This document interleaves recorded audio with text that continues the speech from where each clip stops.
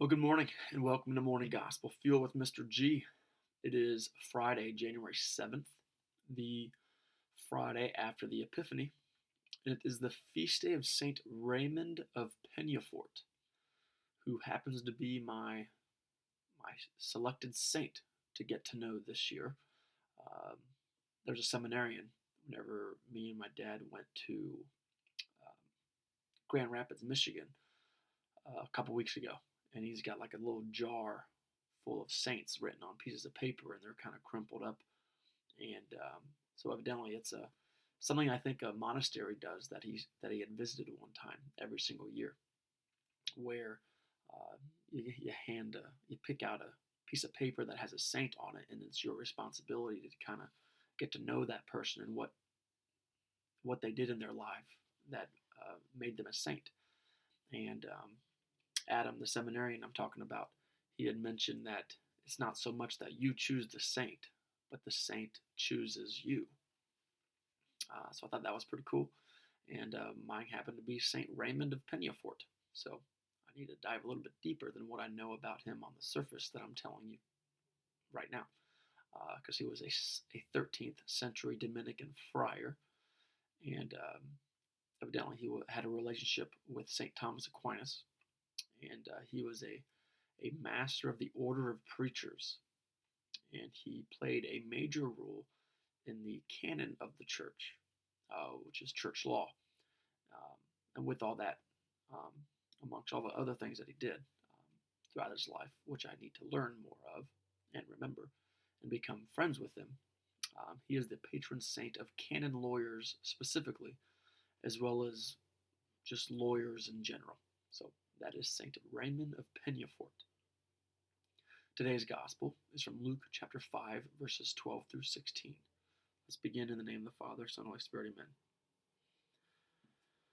Now there was a man full of leprosy in one of the towns where he was, and when he saw Jesus, he fell prostrate, pleaded with him, and said, Lord, if you wish, you can make me clean. Jesus stretched out his hand, touched him, and said, I do will it. Be made clean. And the leprosy left him immediately. Then he ordered him not to tell anyone, but go show yourself to the priest and offer for your cleansing what Moses prescribed. That will be proof for them. The report about him spread all the more, and great crowds assembled to listen to him and to be cured of their ailments. But he would withdraw to deserted places to pray.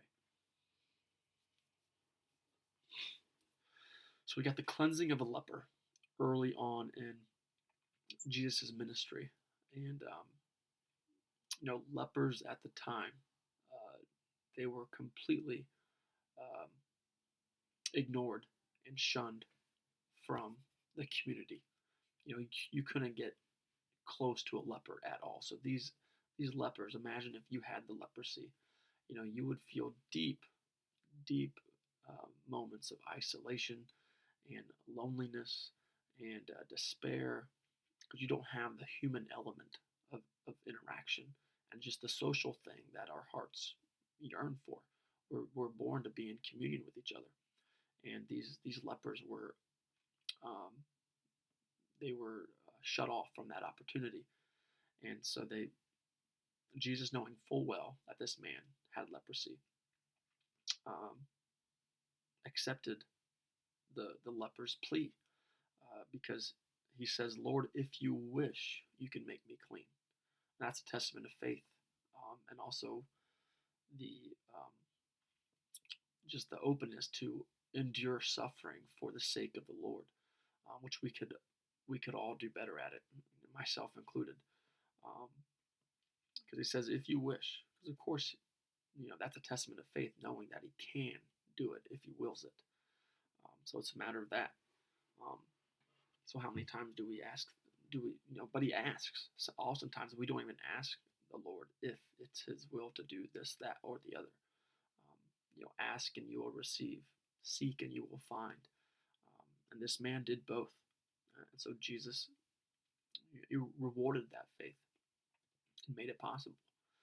Um, and that's very telling of what we should model our faith after, this man with leprosy. But then on the flip side, on the opposite side of the story, we see Jesus. Um, that Jesus was walking around.